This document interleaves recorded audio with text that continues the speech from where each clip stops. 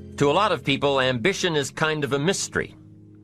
The dictionary says it's an eager desire for distinction, power, or fame.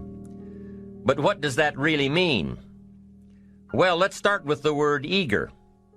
All by itself, eager is kind of exciting. Kids are eager for their birthday parties. They expect to be the center of attention, get lots of presents, eat too much. I guess grown-ups are eager for birthdays too.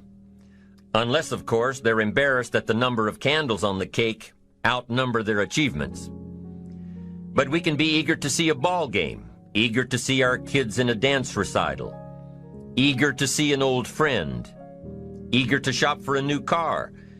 Eager sounds like a lot of fun. But do you ever hear people say they are eager to live a better life, eager to have a better family, eager to make a lot of money? Probably not. And that's a problem. Because how I see it, living a better life, having a better family, and making a lot of money takes an eager desire. We have the remarkable ability to get exactly what we must have. But there is a difference between wishes and desires. We've all heard people say, "Oh, I wish I could just drop 5 pounds. I want to be a little lighter." And we've probably said it ourselves, especially after a big holiday dinner of turkey and homemade pie and every other thing we can possibly stuff ourselves with in one 8-hour period of time. And even though we may wish we could breathe a little easier in our clothing, we have to have the desire to exercise a little more and eat a little less. The "I wish I could lose weight" has to become, "I have the eager desire to lose weight." I'm also sure you've heard people talk about wishing they had more money to pay the bills, or take a vacation, or just to take a little pressure off of life.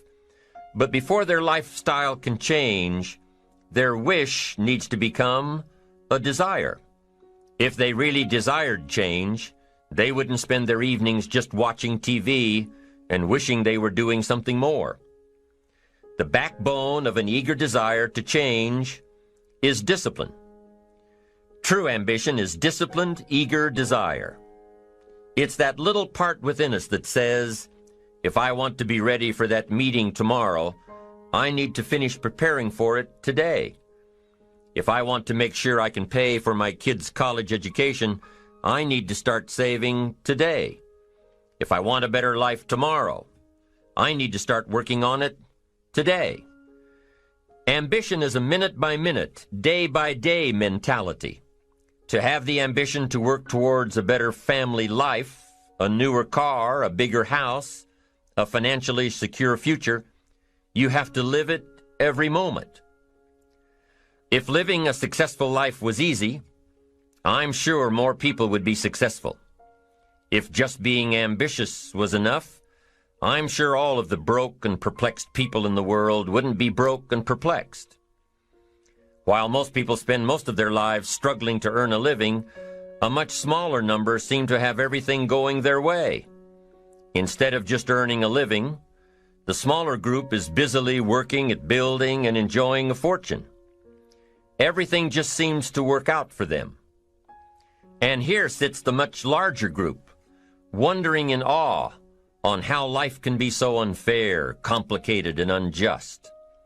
So what's the major difference between the little group with so much and the larger group with so little?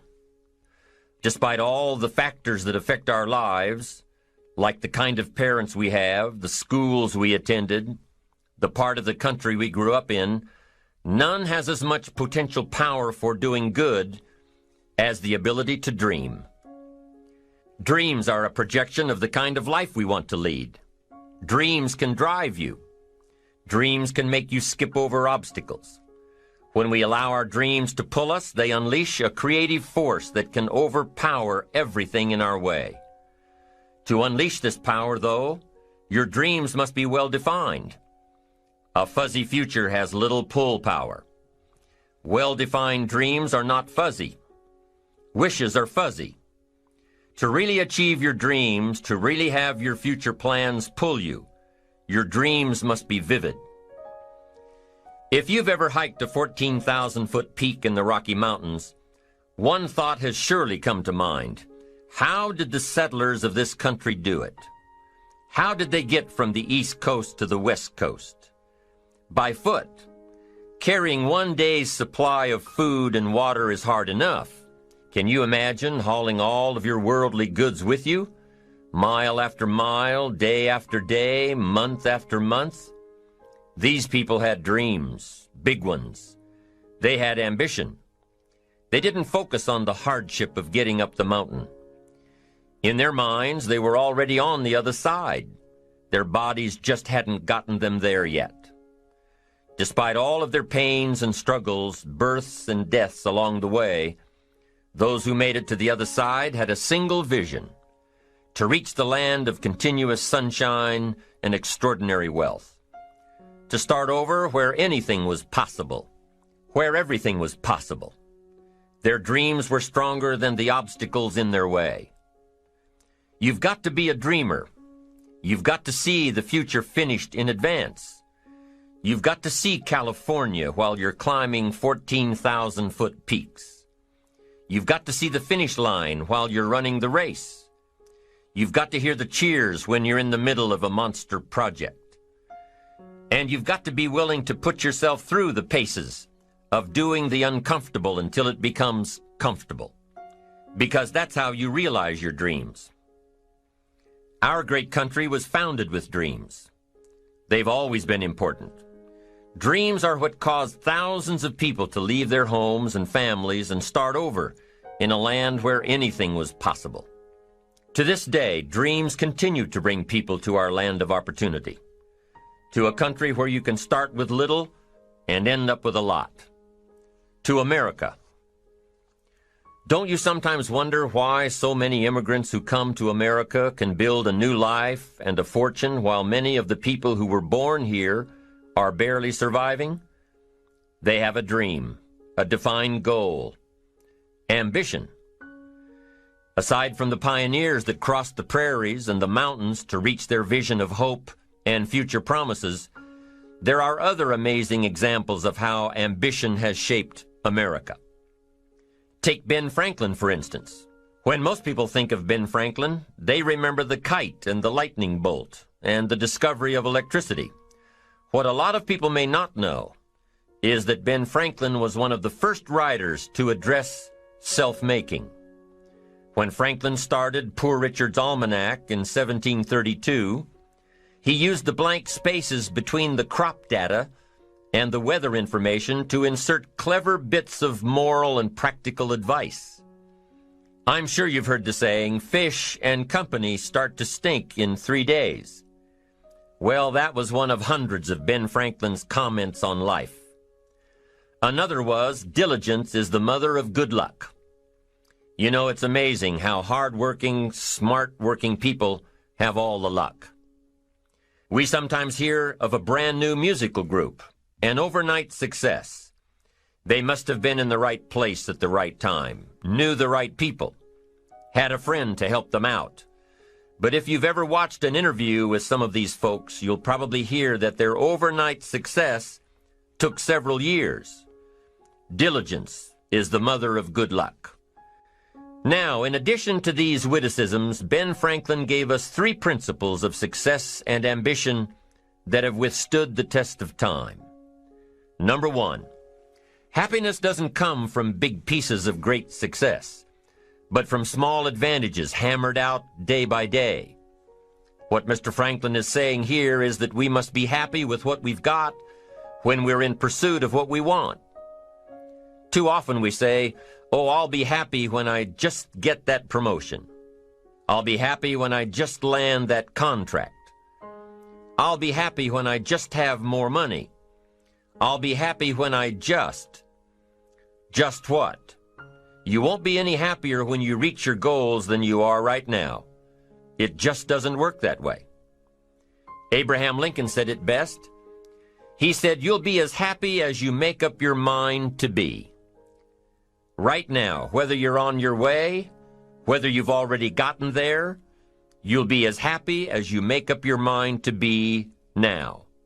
Right now. Being happy on the way doesn't mean you can't aim for great things. After all, look at everything Franklin accomplished in his lifetime. It means that big achievements come one small advantage at a time. It means that you've got to enjoy the journey. It means that you must enjoy and take pride in your little accomplishments. It means enjoying who you are becoming in pursuit of your eager desire, every day, every single day. Ben Franklin's second principle said that life is plastic. Within each of us is the power to mold ourselves and mold our environment. It is up to each of us to begin this molding process with a final product in mind. And it is within our power to work it and form it every minute, every day, every month, every year. By using your mind and your abilities and your attitude to work a little each day on molding your life, you'll soon see how magnificent your power is to gain those small advantages each day, the little steps it takes to build up to success. Principle number 3, success is a pleasure. Success is a pleasure. If what you are doing today isn't satisfying, gratifying, guess what? You're really not successful. If you are not fulfilled with what you are doing today, you cannot possibly be successful. It doesn't matter how many worldly possessions you may have, how many cars, how many toys, how much money. If you're not happy with your life as it is, you cannot be successful. Now, I know that success is a relative term. It means different things to different people. To a school kid, success may mean a star on top of his latest test. To a homemaker, it probably means that she has a well-run household and a wonderful family. To an outside professional, it's most likely the thrill of closing a major contract, or the pride in accepting a performance bonus, or being named the top-producing salesperson. But the one thing you will hear from everyone who is successful is that they are happy with who they are and what they are doing. They are happy, content, satisfied. Success is a pleasure.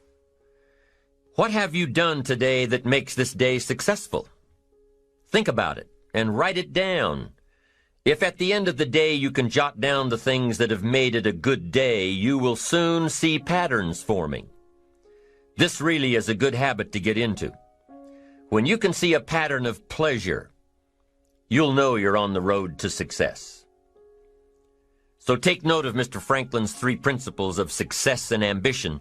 Number 1, big achievements come one small advantage at a time.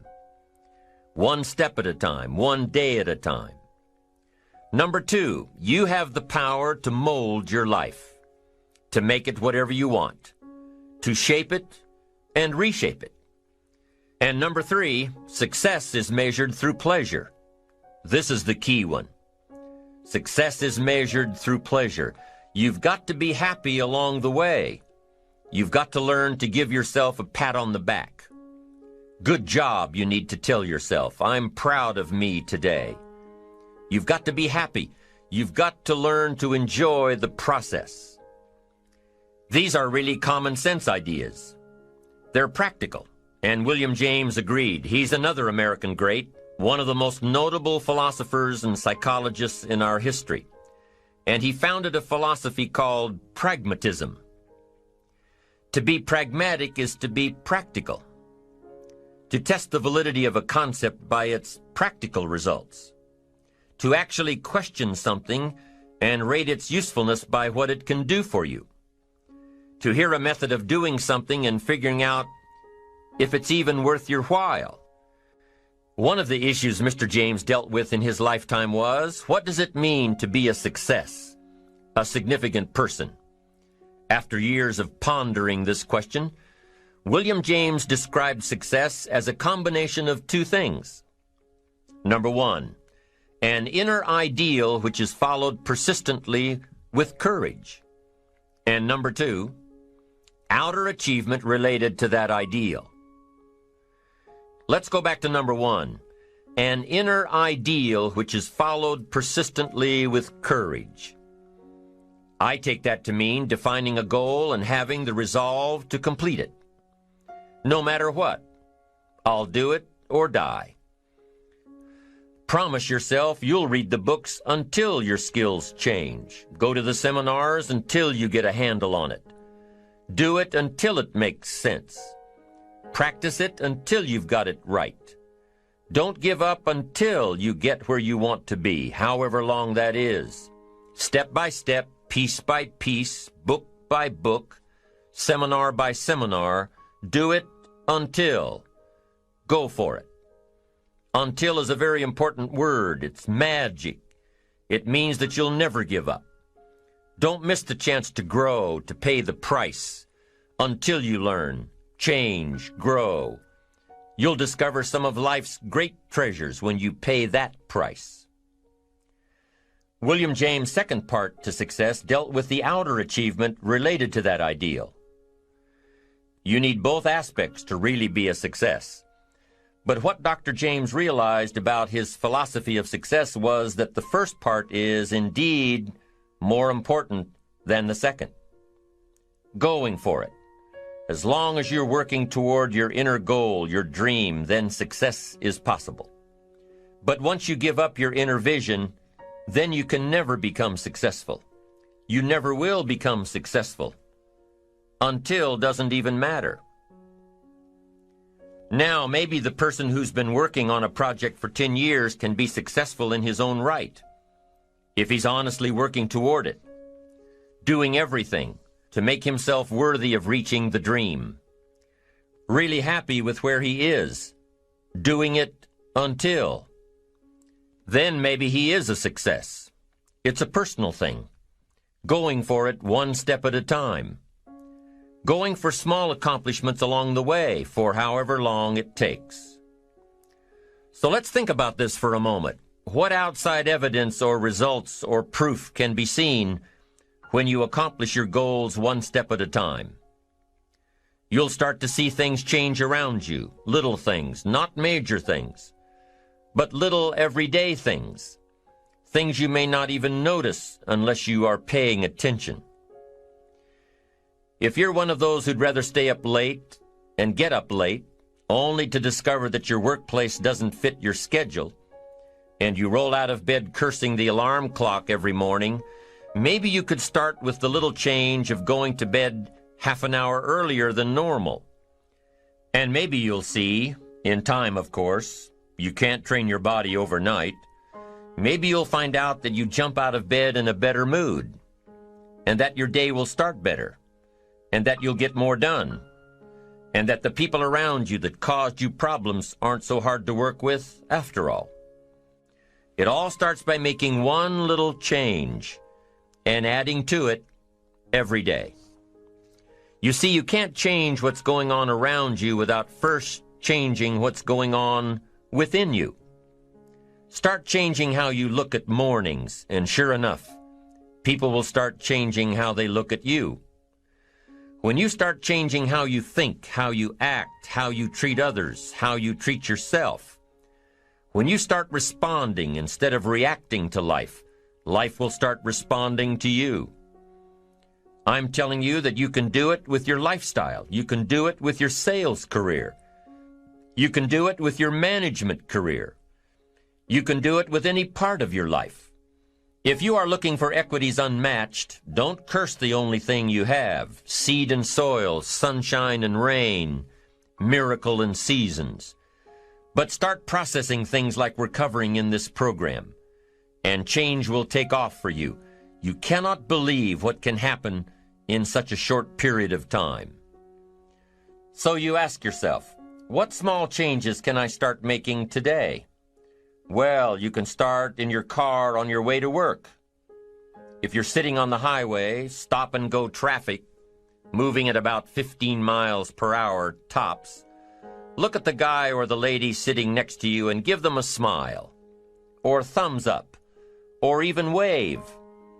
Now, some people might think you're a little strange, but hey, you'll feel better.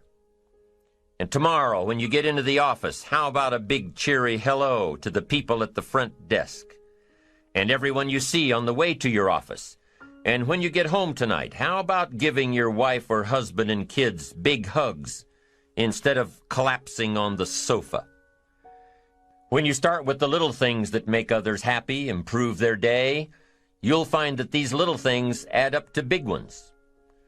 So what happens when you start taking charge of your own personal happiness, your own life? Do you think that these little things will somehow make a difference in meeting your goals? You bet they will. You can't do it alone. You can't be successful by yourself. It's hard to find a rich hermit, you know. The ambitious person realizes that each of us needs all of us. You all by yourself may have finalized the company's marketing plan, or finished up the sales projections, or even wrote the mission statement for the year to come. Even if you did this all by yourself, you really had the help of all of those around you who tolerated and supported your need to be undisturbed, or provided service to you during the project. Maybe you should thank those people every once in a while with a dinner certificate, or a bouquet of flowers, or 18 holes of golf. Even a thank you note. Thank you notes are so important. After all, without your support team, you probably wouldn't be where you are today. You can't be successful by yourself. So thank them. Thank those around you, and let them know just how important they are to you. Be it your office personnel, or your family, or your friends, a thank you sure goes a long way. So, is it important to do a little extra for these people as you are working your way toward your goals? I think so. I'm sure you do too. Once you've decided that you're going to set sail, go for it, and let loose on your new charted course. You don't have to worry about the winds that will most certainly blow around you, the obstacles, the negativity that will stand in your way. You don't have to worry about what other people will say. You just have to keep your mind on your course. Those winds may blow fast and furious, but if you know your path, if you know where you are going, they will help push you toward the dreams and goals and treasures that you have already decided you're going after. Your goals will push you forward, ahead of the stormy weather. There are some amazing people around that we can learn from today, people who have already braved the storms and come out on top, people who are still alive today, people who started with nothing and ended up with something great. Famous people, not so famous people. Maybe even people you know, but don't know their stories. People who had an early vision and ambition. People who turned their focused dreams into the reality of success. One of my friends tells this story about her dad. She thinks he's cheap. She gives him a hard time every time they go to one of those all-you-can-eat places, because he eats all he can eat, until he can't move, until he needs to take something for indigestion. But she knows where he came from, his history, and understands just why he is the way he is. He eats all he can eat because he was raised in an orphanage, a place where you had to grab all you could or you'd be hungry. But the real story behind her father is that he made himself a millionaire with nothing more than a dream. He watched his own father drown when he was 4, was taken away from his mother a few years later and put into an orphanage because he was so bad. Raised by other people, strangers. After growing up in foster homes, he decided to go out on his own. He barely finished high school, but he found a job as a vacuum cleaner salesman. He did well, really well. But the woman he loved didn't want to marry a vacuum cleaner salesman, and he really didn't want to be one. So he went to college, went on to medical school, prospered, really prospered, led a tremendously successful life as a radiologist, and is now retired, goes fishing, rides his Harley. Stories of success are all around us, everywhere. Take the time to talk to these people or read their stories. You might learn something. You might find out that they have already traveled the path you are now on. You know, when most of us think of Jesse Jackson, we think of the political Jesse Jackson. But what most of us don't realize is that before Jesse Jackson went to the streets to gain votes, he went to the ghettos with a message for inner city youth. During his rallies, he would have the street kids repeat after him, "I am somebody." Jesse Jackson's message to these kids was that ambition is a moral imperative. To be a good person, you have to have ambition. You have to try to do something good with your life. You have to try to get out of where you are today or make where you are a better place tomorrow. You have to, or anything else is a waste. Mr. Jackson knew that his contribution to life began with America's youth, where he could make a difference before bad attitudes and bad habits took over for good. He went to make a difference with the disadvantaged youth of America. What an admirable mission. I'm sure you know that the same principles he teaches apply to you. When you get up tomorrow morning and are standing in front of the mirror getting ready for the day, remind yourself that you are somebody, that you are important, and that you can make the changes that will move you closer to your ideal future. Listening to the words of people like Jesse Jackson are of total importance because motivation, lasting motivation, is backed with education. Many of these people have written books on their journeys. These books tell the stories and give the secrets that we can all learn from. Let's say you decided to take a trip, just a short one, maybe for a weekend. Let's say you want to go away to a place you've never been before. Wouldn't you want to find someone who had been there? Ask them a few questions. What's the best way to get there? The safest route? The quickest route? What do I need to bring to be totally prepared? What fun things should I look for on the way? What dangers do I need to avoid? By talking with someone who has already been there, it'll make your trip that much more enjoyable. It's the same thing with life. By listening to those who are farther along in the journey you are interested in taking, and learning from their successes and failures, you just might pick up something that will make your journey that much better. Listening to the stories of others can be motivating, captivating. They can provide that extra push you've been looking for. They can demonstrate what the power of ambition is truly all about. They've been there. Their knowledge is valuable. And when you use that knowledge and motivation to take action, you'll gain momentum. Eventually, you will find that the key to motivation, true motivation, is right there inside you. You won't have to look elsewhere to get pumped up, turned on, charged up. With the right knowledge behind you, you will learn how to motivate yourself.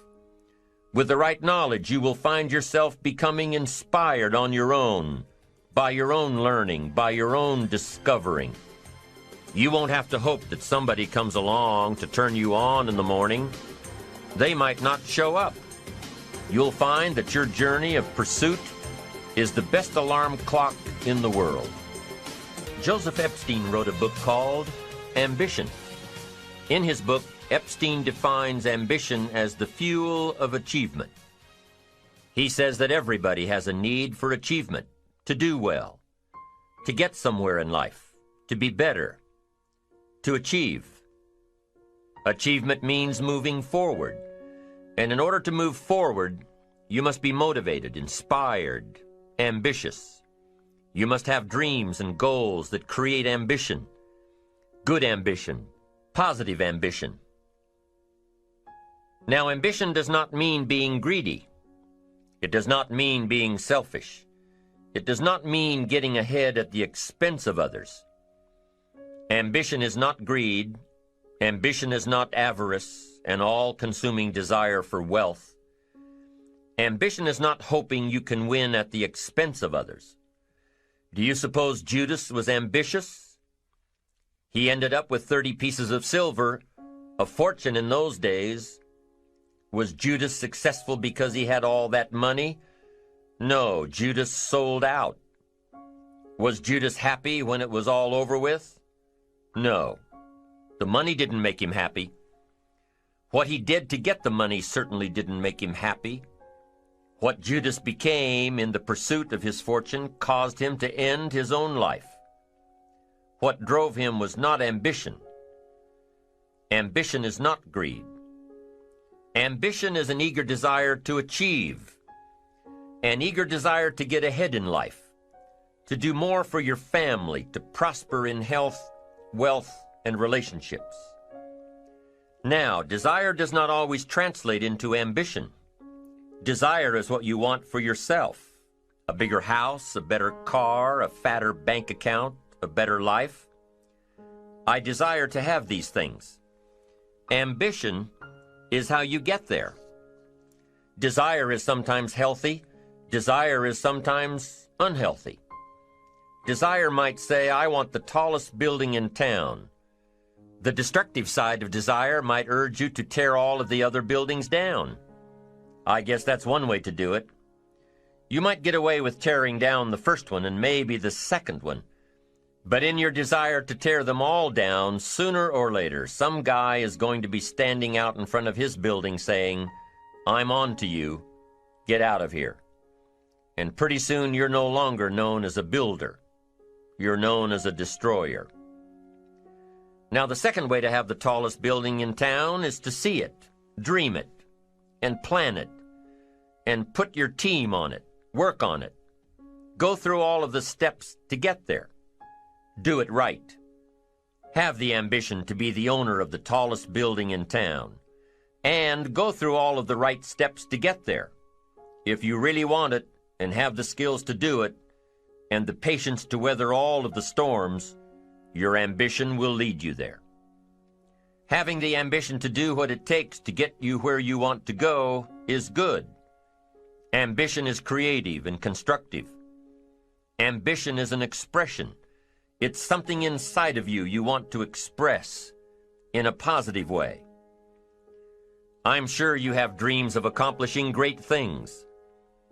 Are you ambitious enough to realize these dreams? Are your dreams strong enough to pull you toward your future? Are they vivid enough to see the end result now? Are they worthy of doing until you get there? What are your reasons for creating these dreams? Reasons vary from person to person.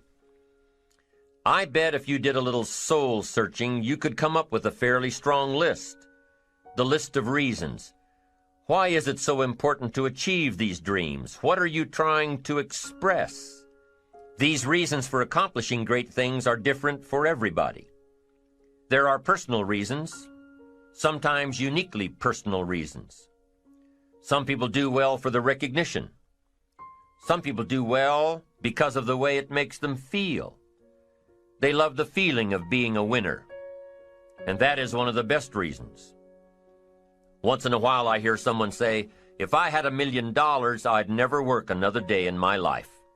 Hey, that's probably why the good Lord sees to it that he doesn't get his million, because he would just quit.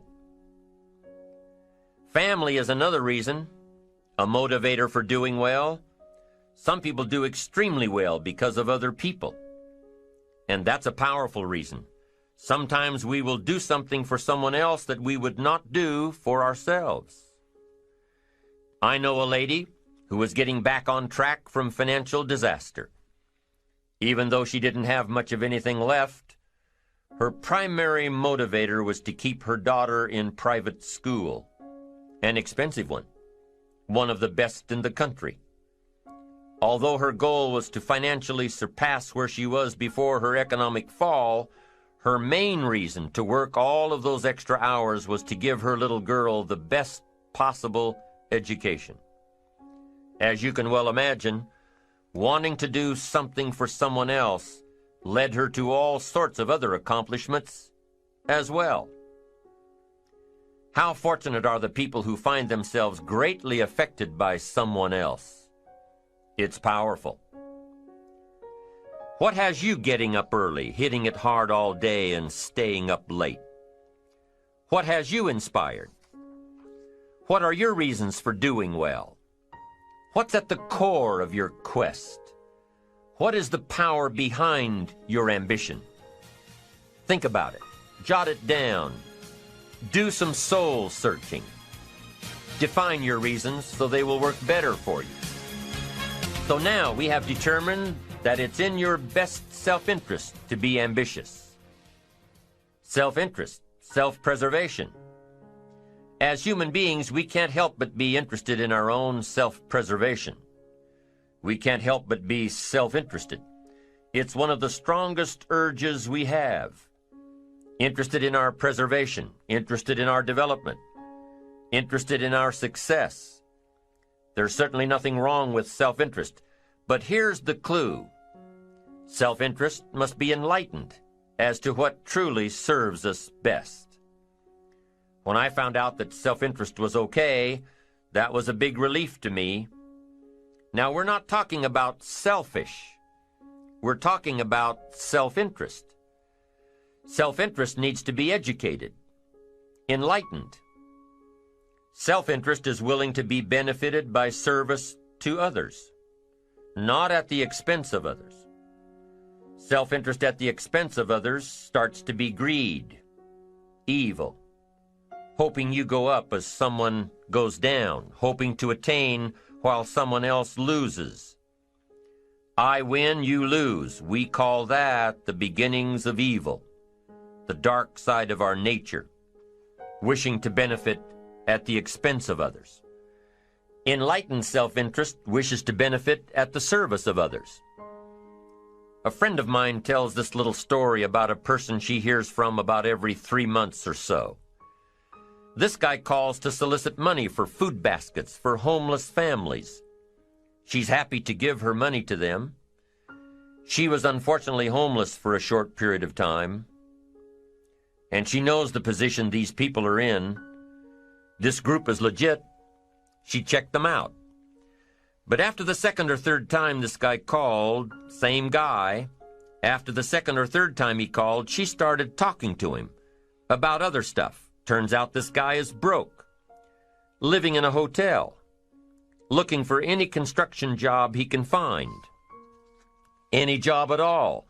But what's unique about this guy is that he donates 2 or 3 hours a night, every night, to call people and get money to feed the homeless. Every night, from his hotel room. Now, most people would say this guy should use those hours every night to work a second job or a third job. But while he's way down on the ladder of success, he feels it's important to help those less fortunate than he is. He has a roof over his head. He makes enough to feed himself. And my friend says that every time she talks to this guy, every 2 or 3 months, he's doing better. He's digging himself out of debt. He's starting to save money. He thinks he'll be able to move into an apartment in another month or 2. Now, recently an interesting thing happened. My friend was talking with an associate of hers. She's single, lives in a big house, needs to find a handyman to help her out on a regular basis, someone who can build an addition onto her house. So my friend told her about this guy.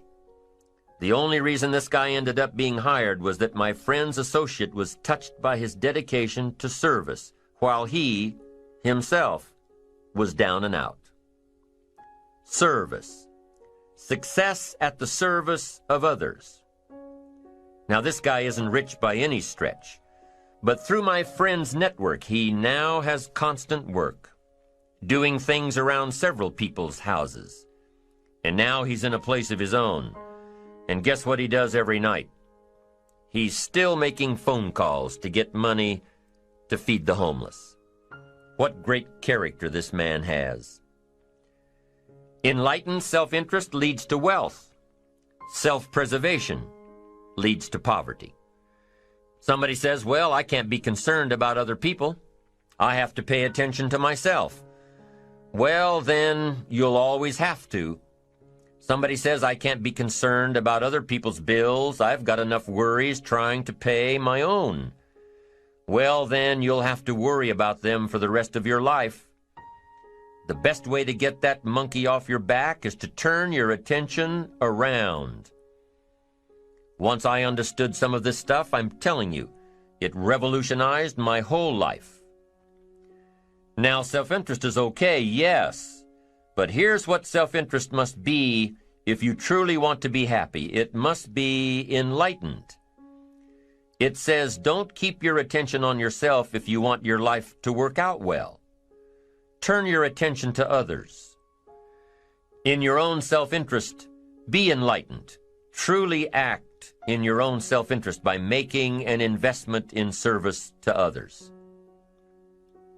Next, if you wish to receive, now there's nothing wrong with wishing to receive. It's part of self-interest. But here's the enlightened part. If you wish to receive, you must give. Some people say, if you give, it's gone. No. Not if you're educated. If you're stupid, yes, it's gone. But if you're enlightened, chances are, if you give, you've invested. And what do we expect an investment to do? Return. Get back what you put out? No. We expect it to return multiplied. Bigger, greater, better. My father taught me way back, son, always do more than what you get paid for. Now, some individuals might argue with that. They'd say, no, you're going to mess up the whole program. I know they're wrong. In my own self-interest, I did what my father taught me, to always do more than I got paid for. Why? To make an investment in my future.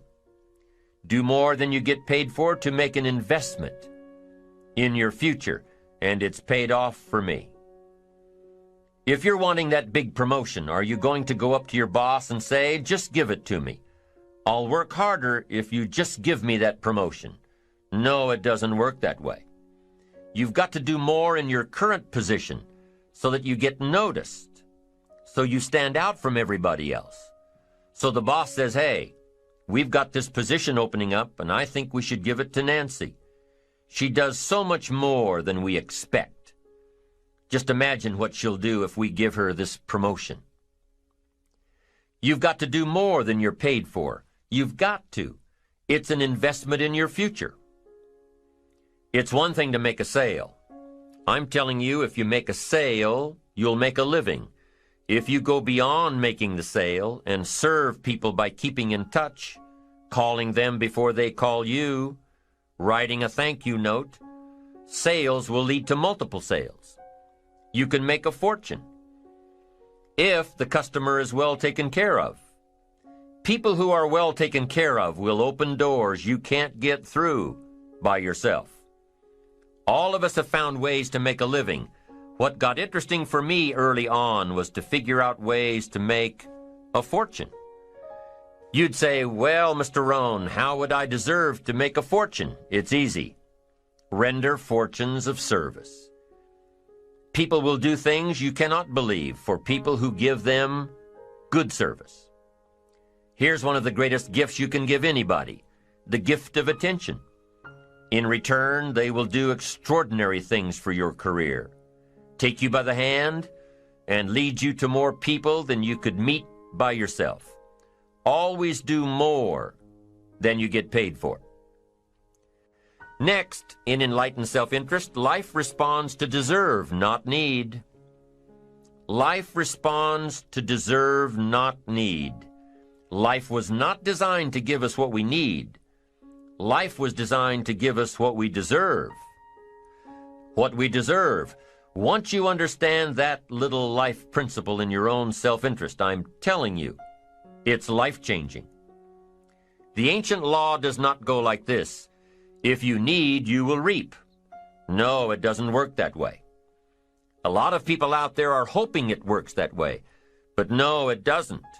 The ancient law goes like this. If you plant, you will reap. If you sow, you will reap. Somebody says, well, I really need to reap.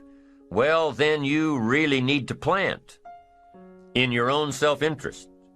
Your own self-interest needs to be educated in how to plant. how to do it so everybody wins, because life doesn't respond to need. You can't go to the soil and say, I need a crop.